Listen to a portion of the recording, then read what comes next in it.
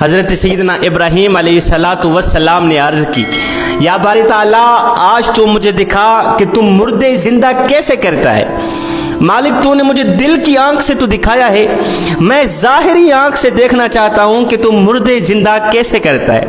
میرے اللہ نے فرمایا، اے میرے خلیل اس طرح کر، 4 پرندوں کو پکڑ کر انہیں ذبح کر، 4 پرندوں کو پکڑ کر ان کو زمین پر لٹا، ان کی گردن پہ چھری رکھ، ان کو ذبح کر، ذبح کرنے کے بعد ان کے جو 4 سر ہوں گے وہ اپنی ہتھیلی پہ رکھنا، اپنے ہاتھ پہ رکھنا، اور ان کے جو دھڑ ہوں گے، ان 4 پرندوں کے جو جسم ہوں گے ان کی بوٹی بوٹی کر کے، کیما کر کے کچھ ہواؤں میں اڑا دینا، کچھ فضاؤں میں اڑا دینا، کچھ پانی میں تیرا دینا۔ پھر 4 سر اپنی ہتھیلی پہ، اپنے ہاتھ پہ رکھ کے اللہ اکبر کی صدا لگانا، اللہ اکبر کی ضرب لگانا۔ پھر دیکھنا کہ وہ 4 سر جو ہوں گے مردہ کیے گئے پرندے زندہ ہو کر اڑ جائیں گے۔ حضرت سیدنا ابراہیم علیہ السلام نے ایسا ہی کیا، 4 پرندوں کو پکڑا، انہیں زمین پر لٹایا، ان کی گردن پر چھری رکھی، ان 4 کو ذبح کیا، ان کا کیما بنا کر کچھ ہواؤں میں اڑا دیا، فضاؤں میں اڑا دیا، کچھ پانی میں تیرا دیا۔ ان 4 پرندوں کے سروں کو اللہ کے نبی نے اپنی ہتھیلی پہ رکھا، اپنے ہاتھ پہ رکھا، اللہ اکبر کی صدا لگائی، اللہ اکبر کی صدا لگائی، اللہ اکبر۔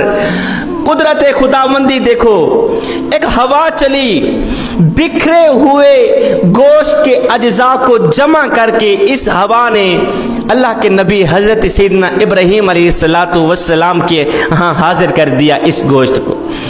ایک ہوا چلی، زوردار ہوا چلی، جیسے ہی اللہ کے نبی نے ایک ضرب لگائی نا، اللہ اکبر، ہوا چلنے کی دیر تھی، وہ جو اجزاء ہوا میں اڑ گئے تھے، وہ جو اجزاء فضا میں اڑ گئے تھے، جو پانی میں تیر رہے تھے، ہوا نے ان تمام اجزاء کو، گوشت کے ان تمام ٹکڑوں کو اکٹھا کر کے، یہ تمام ٹکڑے، تمام گوشت اکٹھا ہو کے حضرت ابراہیم علیہ السلام کے پاس حاضر ہو گیا۔ اللہ کے نبی کیا دیکھتے ہیں؟ قدرت خداوندی دیکھو، ہاتھ پر وہ 4 کے 4 مردہ شدہ پرندے زندہ ہو کر حضرت ابراہیم علیہ السلام کی آنکھ میں آنکھ ڈال کر دیکھنے لگے، زندہ ہو کر، صحیح سلامت ہو کر۔ ہتھیلی کے اوپر 4 پرندے ابراہیم علیہ السلام کو دیکھ کر حضرت ابراہیم علیہ السلام سے مخاطب ہو کر کہنے لگے، اے اللہ کے نبی، آپ ہم سے کیا چاہتے تھے؟ آخر آپ نے ہمیں ذبح کیوں کیا؟ آپ ہم سے کیا چاہتے تھے؟ آپ نے ہمیں اتنی تکلیف کیوں دی؟ اے اللہ کے نبی، آپ جانتے ہیں نا، اگر کسی شخص کا ایک دانت کھینچ کر نکالا جائے، آپ اندازہ لگا سکتے ہیں کہ اس کو کتنی تکلیف ہوتی ہوگی، کتنا درد ہوتا ہے اس شخص کو، جس شخص کا ایک دانت کھینچ کر نکالا جائے۔ اللہ کے نبی نے فرمایا بہت زیادہ تکلیف ہوتی ہوگی اس شخص کو۔ 4 پرندوں نے ایک ہی آواز میں کہا، ہماری تو ایک دم روح نکل گئی ہے، ہمیں بتاؤ ہمیں کتنی تکلیف ہوئی ہوگی، ہمیں کتنا صدمہ، ہمیں کتنا درد ہوا ہوگا۔ حضرت ابراہیم علیہ السلام ان 4 پرندوں کی فریاد سن رہے ہیں، حیران کن ہیں۔ پرندے کہہ رہے تھے، اے اللہ کے نبی، آپ ہم سے کیا چاہتے تھے؟ یاد رکھیں، جس طرح آپ نے ہمیں ذبح کیا، جو کچھ آپ نے ہمارے ساتھ کیا، ہو سکتا ہے یہی کچھ آپ کے ساتھ بھی ہو جائے، ہو سکتا ہے یہی کچھ آپ کے ساتھ بھی ہو جائے۔ یہ کہتے ہی یہ 4 پرندے اڑ کر چلے گئے۔ شام ہوئی، رات ہوئی، حضرت ابراہیم علیہ السلام سوئے، آنکھ لگی، نیند آئی۔ خواب میں اسی رات اللہ کے نبی حضرت ابراہیم علیہ السلام نے اپنے لخت جگر نور نظر حضرت اسماعیل علیہ السلام کو ذبح کرتے دیکھا، اسی رات خواب میں، بالکل اسی طرح جس طرح ایک ایک پرندے کو زمین پر لٹایا، اس کے اوپر چھری رکھی، اللہ اکبر کرتے گئے، 4 پرندوں کو ذبح کر ڈالا۔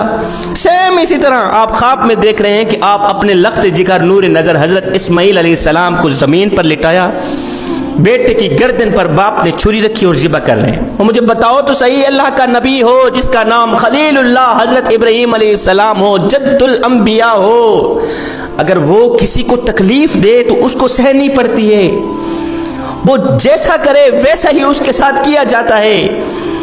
وہ کسی کا لے تو اسے امتحان میں ڈالا جاتا ہے. اللہ کا نبی جد الانبیاء. اور ہم کیا چیز ہیں میرے بھائیو؟ حضرت علی نے فرمایا تھا جیسا کرو گے ویسا بھرو گے. کسی کو دکھ دو گے تو دکھ ملے گا, کسی کو سکھ دو گے سکھ ملے گا, کسی کو خوشی دو گے خوشی ملے گی, کسی کو غمی دو گے غمی ملے گی. اگر کسی غریب کی آنکھوں سے آنسو بہاؤ گے, یاد رکھنا تمہاری آنکھوں سے آنسو ہر حال میں نکلیں گے ہی نکلیں گے.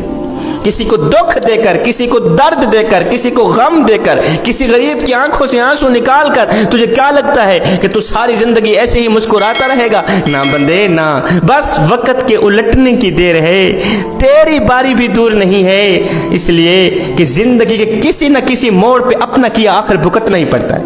ایک بچہ تھا, وہ ایک کمبل کو بڑے ہی احسن انداز سے, احسن طریقے سے تہہ کر رہا تھا. یہ کمبل بڑا ہی بدبودار تھا, گندا تھا, غلیظ تھا, پھٹا پرانا بوسیدہ تھا. یہ وہ کمبل تھا جو اس کی ماں اس کے دادے کو بچھانے کے لیے دیتی تھی. اس کے دادے کی چارپائی پر بچھایا جاتا تھا یہ کمبل. دادا مر گیا, اب پیچھے اس بدبودار اور گندے کمبل کو یہ بچہ بڑے ہی احسن انداز سے, اچھے طریقے سے یہ کمبل تہہ کر رہا تھا, سنبھال رہا تھا. اس کے باپ نے پوچھا بیٹا یہ کیوں سنبھال رہے ہو؟ دفع کرو, پھینک دو, آپ کے ہاتھ گندے ہو جائیں گے. یہ بدبودار کمبل ہے, ہاتھ گندے ہو جائیں گے. جاؤ اس کمبل کو آگ لگا دو, اس میں وائرس ہیں, جراثیم ہیں. وہ بڈھا اس کو لیتا رہا ہے, استعمال کرتا رہا ہے. دفع کرو, پھینکاؤ. بچے نے کہا نہیں بابا ہرگز نہیں, میں ادباً اور احتراماً اسے تہے اس لیے کر رہا ہوں, اس کو سنبھال کے اس لیے رکھ رہا ہوں کہ بابو جی آپ کی جوانی بھی تو قیامت تک نہیں رہے گی, آپ نے بھی تو بوڑھا ہونا ہے نا. جب آپ بوڑھے ہوں گے تو پھر یہی کمبل میں آپ کو سلانے کے لیے دوں گا, یہی کمبل میں آپ کی چارپائی پہ بچھاؤں گا, اسی کمبل کے اوپر ہی آپ اپنا بڑھاپا گزاریں گے, بڑھاپے کے 4 دن گزاریں گے. حضرت علی نے فرمایا تھا جیسا کرو گے ویسا بھرو گے. اپنے ماں باپ کے ساتھ اچھا سلوک کرنا اس سے پہلے کہ تمہارے ساتھ اچھا سلوک کیا جائے. ماں باپ کے ساتھ اچھا برتاؤ کرنا. کسی عورت نے اپنے شوہر کو کہا یہ جو بڈھا بہر پڑا ہے, کھانستا ہے, جراثیمیں پھیلتی ہیں, بیماریاں پھیلتی ہیں, جب تک تو اسے مار کے نہیں آتا میں تیرے گھر نہیں رہتی. یہ لے اپنے بچے, یہ لے اپنا گھر, میں کے گھر, یا تو مجھے طلاق دے دے, یا تو یہ جو بہر آپ کا باپ پڑا ہے, بڈھا پڑا ہے, یہ جو کھانستا ہے, جراثیمیں پھیلتے ہیں, کرونا وائرس پھیلتا ہے, یا تو اسے مار دو.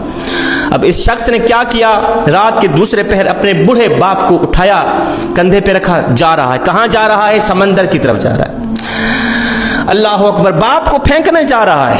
سمندر کے درمیان جہاں پانی اس کے سینے تک آیا وہاں باپ کو پھینکنے والا ہی تھا کہ باپ بول پڑا بیٹا مجھے یہاں نہ پھینکو, مجھے تھوڑا آگے کر کے پھینکو. بیٹے نے کہا ابو جی وہ کیوں؟